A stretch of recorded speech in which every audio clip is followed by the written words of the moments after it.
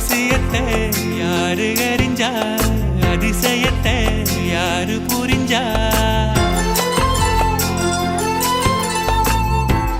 விதைக்கிற கைதானே மலர் பறிக்குது தினந்தோறும். மலர் தொடுக்க நாறு எடுத்து யார் தொடுத்தா மாலையாச்சு.